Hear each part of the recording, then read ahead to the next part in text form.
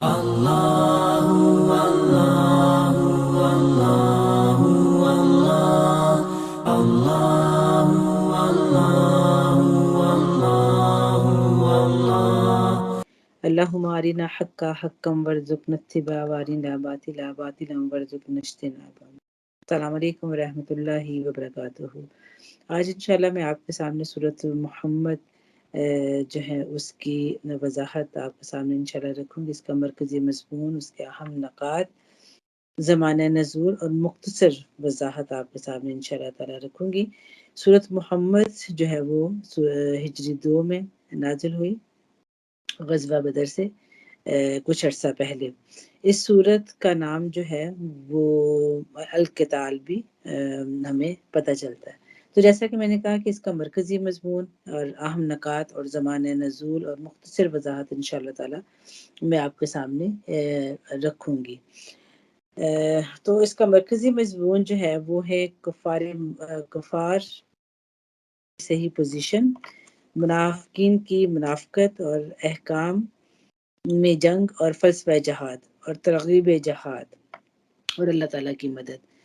مسلمانوں کے لیے یہ پہلی جنگ تھی، غزوہ بدر جو تھی، تو اس کے لیے اللہ تعالیٰ جو مسلمانوں کو تیار کر رہے ہیں، اور انہیں اس صورت کے ذریعے سے وضاحت کی جا رہی ہے کہ آپ کو ایک جو جہاد ہوتا ہے یا کوئی جنگ ہوتی ہے یا کوئی غزوہ ہوتا ہے تو اس کا کیا فلسفہ ہے، اس کا کیا مقصد ہے، اور پھر اس کو سمجھاتے ساتھ ساتھ اللہ تعالیٰ جو ہے بہت سے وعدے کر رہے ہیں، ترغیب دلا رہے ہیں، بہت سی انعامات کے حوالے سے بھی اللہ رب العزت جو ہے اس صورت میں بات کر رہے ہیں۔ اور پھر اسی صورت میں اللہ تعالیٰ نے واضح کیا الحمدللہ کہ جو کفار ہیں ان کی کیا پوزیشن ہے، اور منافقین کی جو بات ہے اس کو بہت واضح اللہ تعالیٰ نے اس قرآن پاک میں بتایا، ان کی منافقتیں جو تھی ان کی وضاحت اس قرآن پر اس صورت میں کی ہے۔ کبھی بھی کسی صورت کو جب ہم پڑھتے ہیں تو اس کا مرکزی مضمون اور اس کے اہم نکات جو ہیں وہ ہمیں ہمیشہ مد نظر رکھنی چاہیے، کیونکہ وہی جو ہوتے ہیں ان کو سمجھ کر ہی ہم صورت کو اور اس کو سمجھ سکتے ہیں کہ مقصد کیا تھا اور اللہ تعالیٰ ہمیں اس میں سے کیا سبق سکھانا چاہتے ہیں۔ تو اس میں ہم یہ 3 چیزیں ہیں، یعنی کہ احکام جنگ اور فلسفہ جہاد اور ترغیب جہاد، اور کفار اور مومنین کی صحیح پوزیشن اور منافقین جو تھے ان کی منافقت کو سامنے رکھا۔ اب چلتے ہیں زمانہ نزول کی طرف۔ زمانہ نزول مدینہ میں اسلامی حکومت کی بنیاد رکھی گئی تھی، لیکن منافقین جو تھے اور قریش مکہ اور دیگر طاغوتی قوتیں اس کو کھوکھلا کرنے کی کوشش میں لگی ہوئی تھی۔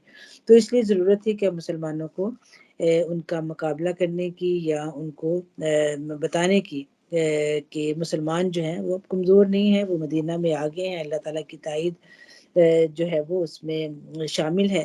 تو اس لیے پہلا مارکہ جو ہوا وہ بدر کا مارکہ ہوا۔ اور اس صورت میں بھی ہم دیکھتے ہیں کہ جو سب سے پہلی آیت جو ہے الذین کفروا وصدوا عن سبیل اللہ اضل اعمالهم، کہ جن لوگوں نے کفر کیا اور اللہ کی راہ سے روکا، اللہ نے ان کے اعمال برباد کر دیے۔ تو جو مشرکین مکہ جو تھے یا منافق تھے یا اور بھی کفار جو طاغوتی قوتیں تھیں، ان کا پہلا جو مقصد تھا کہ مسلمانوں کو کمزور کیا جائے اور انہیں ان کے لیے رکاوٹیں پیش کی جائے، تو اسی بات کو یہاں پہ واضح کیا گیا۔ اب جاتے ہیں تھوڑا سا سورۃ محمد کے مقاصد نزول اور حکمتیں۔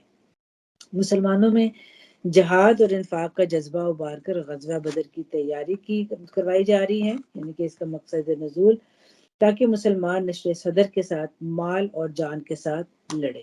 جنگ کے لیے ہمیشہ مال اور جان دونوں کی بہت ضرورت ہوتی ہے، اور جنگ کا مقصد جو ہے اس کو واضح کیا گیا، اور منافقین کو متربع کرنا کہ جو مسلمان ہونے کا دعویٰ تو کرتے ہیں لیکن جہاد کی پکار پر ٹھنڈے پڑ جاتے ہیں، اور اللہ تعالیٰ کا کافروں کے خلاف جہاد کا حکم دے کر مسلمانوں کو ان کے ایمان اور اعمال میں آزمایا جائے گا۔ پھر اس کے بعد اہم نکات اس صورت کے ہیں کہ 4 آیات میں ایمان والوں سے اللہ تعالیٰ نے خطاب کیا ہے، 7 آیات میں کفار سے خطاب کیا، اور مسلمانوں سے خطاب کیا ہے کہ تمہارا حامی و ناصر، سرپرست اور کارساز اللہ تعالیٰ کی ذات ہے۔ یہ مسلمانوں کی کو ایک قوت، ایک طاقت دینے کے لیے اور ان کے اندر استقامت پیدا کرنے کے لیے، ان کے ایمان کو مضبوط کرنے کے لیے اللہ تعالیٰ جو ہے وہ حامی و ناصر و مددگار ہے۔ اور بخل اور کنجوسی جو ہے وہ جہاد کی راہ میں سب سے بڑی رکاوٹ ہے، کیونکہ بخیل اور بزدل قومیں جو ہوتی ہیں وہ زیادہ دیر تک اپنی بقا کی جنگ نہیں لڑ سکتی۔ تو یہ چند اہم نکات۔ اور جہاد کی کامیابی کے لیے تقوی ایک بنیادی شرط ہے۔ منافقین کا ذکر 3 آیات میں ہے جو قرآن سے ناگواری محسوس کرتے ہیں۔ منافقین کی سرگرمیوں اور سازشوں کو متقلب کے لفظ سے بیان کیا گیا ہے، یعنی کہ وہ چل پھر رہے ہیں اور بس ہیرا پھیریاں کر رہے ہیں۔ اللہ تعالیٰ کا اصول بتایا گیا ہے کہ وہ ہلاکت اقوام پر اختیار رکھتا ہے، لیکن ایک قوم کو دوسری قوم کو امتحان گاہ میں لاتا ہے۔ یہ اللہ تعالیٰ کا اصول ہے، اللہ تعالیٰ کا قانون ہے۔ تو تمہیں ایک میدان میں آنا پڑے گا اور تمہیں مقابلہ کرنا پڑے گا۔ اس کے بعد ہم دیکھتے ہیں تھوڑی سی وضاحت کچھ آیات کے حوالے سے کہ 1 سے 12 جو آیات ہیں اس میں اللہ تعالیٰ سب سے پہلے، جیسے میں نے کہا کہ کفار سے اللہ تعالیٰ نے بات کی کہ اللہ کی راہ سے روکتے ہیں۔ نہ ماننے والوں کے لیے اللہ تعالیٰ نے وہاں پر کیا وعید دی ہے کہ ان کے اعمال ضائع ہو جائیں گے۔ پھر مومنین سے اللہ تعالیٰ مخاطب ہوتے ہیں کہ حق کو قبول کرنے والوں کی برائیاں اللہ تعالیٰ دور کر کے ان کا حال اللہ رب العزت درست کر دیتے ہیں۔ تو حق ماننے والوں کے لیے کچھ قوانین اور ذمہ داریاں اور اچھے وعدے اس صورت میں اللہ تعالیٰ کر رہے ہیں۔ آگے ہم انشاءاللہ تعالیٰ آپ اس کو دیکھیں گے۔ اللہ تعالیٰ ہمارے یا ایھا الذین آمنوا ان تنصروا اللہ ینصرکم، اے لوگوں جو ایمان لائے ہو، اگر تم مدد کرو گے اللہ کی تو وہ تمہاری مدد کرے گا۔ اب یہاں پر ایک سوال کیا جا رہا ہے کہ ہم اللہ کی مدد کیسے کر سکتے ہیں، یہ ہمارے لیے ایک سوال ہے۔ تو اس کی تھوڑی سی وضاحت کہ اس بات کو مان کر کہ حق صرف اللہ تعالیٰ کی طرف سے ہے، دین کے دشمن کے لیے نرمی کا برتاؤ نہ کر کے ہم اللہ کی مدد کر سکتے ہیں، اس بات کو مانتے ہوئے کہ اللہ ہماری محنت کو ضائع نہ کرے گا، نہ مان کر اللہ ہی مثلا کہ یہ مان کر کہ اللہ تعالیٰ کی ذات ہی ہمارا جو ہے وہ حامی و ناصر یا ہمارے مددگار ہے، اور آخرت کا اچھا انجام اللہ تعالیٰ ہمیں بتا رہے ہیں کہ تمہارے لیے صرف دنیا ہی نہیں ہے، دنیا میں نہ الجھو، تمہارے لیے آخرت میں اللہ تعالیٰ نے اچھے انعامات رکھے ہوئے ہیں۔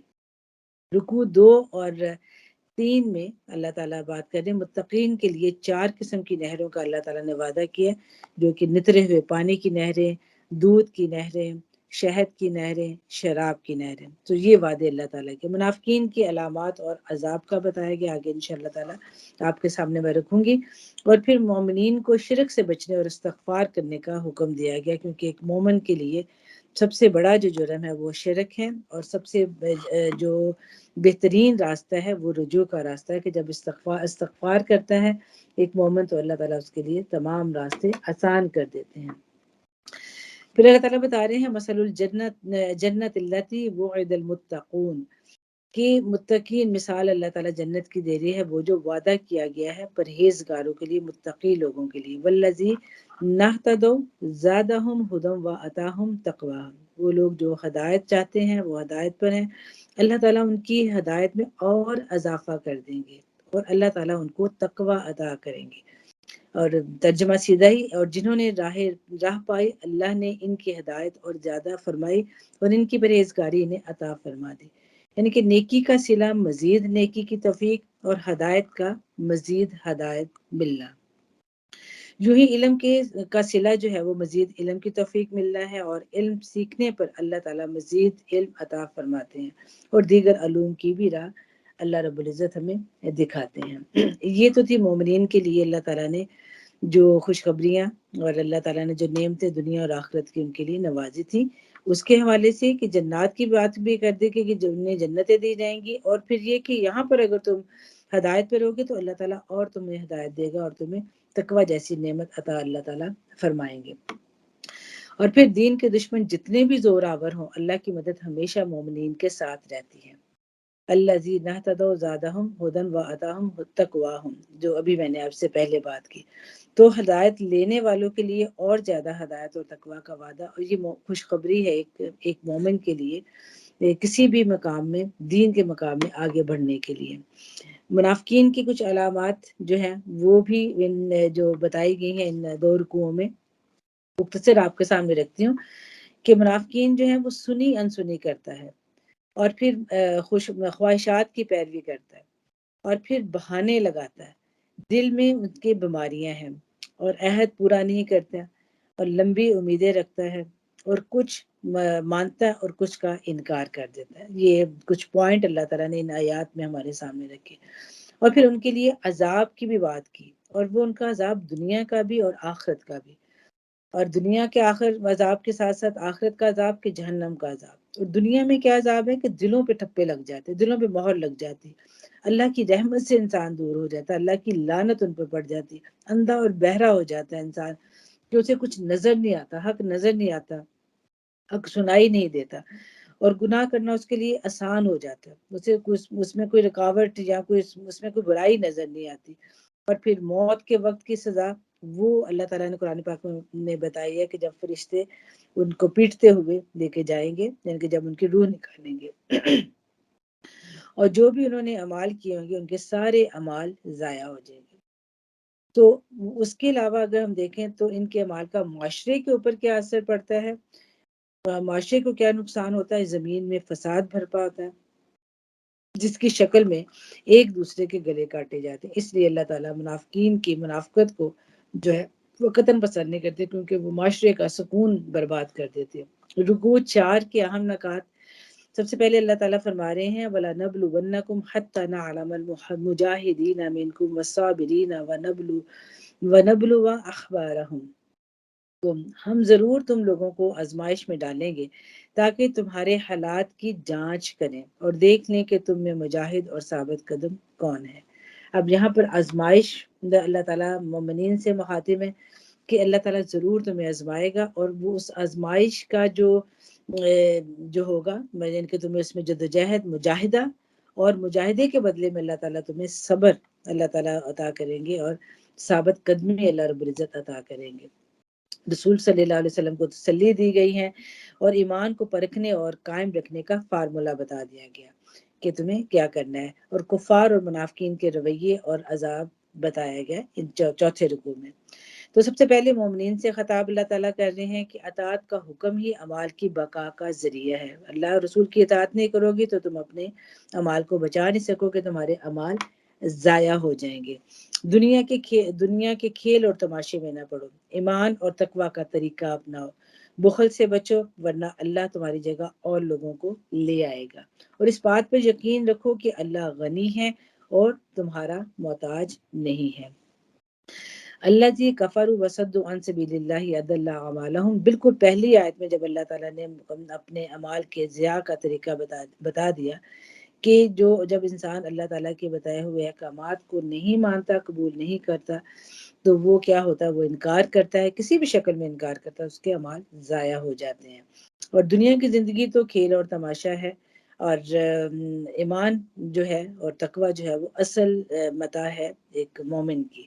اور پھر اللہ تعالیٰ نے بتا دیا کہ اللہ غنی ہے اور تم اس کے فقیر ہو، اور اللہ تعالیٰ کا جو ہے وہ قانون نہیں بدلتا، اللہ تعالیٰ تمہاری جگہ اور لوگوں کو لے آئے گا۔ تو یہ مختصر خلاصہ تھا سورۃ محمد کا۔ امید کرتی ہوں کہ آپ کو اس سے فائدہ ہوگا، مستفید ہوا ہوگا۔ قرآن پاک آپ کھولے، پوری سورت کو کھولے، تو آپ کو انشاءاللہ تعالیٰ پتہ چلے گا کہ اللہ تعالیٰ نے اس سورت میں فلسفہ جہاد اور ترغیب جہاد پر بات کی ہے، کفار اور مومنین کی صحیح پوزیشن بتائی ہے، منافقین کی منافقت کے بارے میں بتایا ہے۔ تو ضرور اس کو آپ دیکھیں، اور اللہ سے دعا ہے کہ اللہ تعالیٰ ہمیں استقامت نصیب کرے، اور ہمیں اللہ تعالیٰ بہترین عمل کرنے کی توفیق عطا فرمائے۔ وآخر دعوانا ان الحمد للہ رب العالمین۔ جزاکم اللہ بالخیر۔ السلام علیکم ورحمۃ اللہ وبرکاتہ۔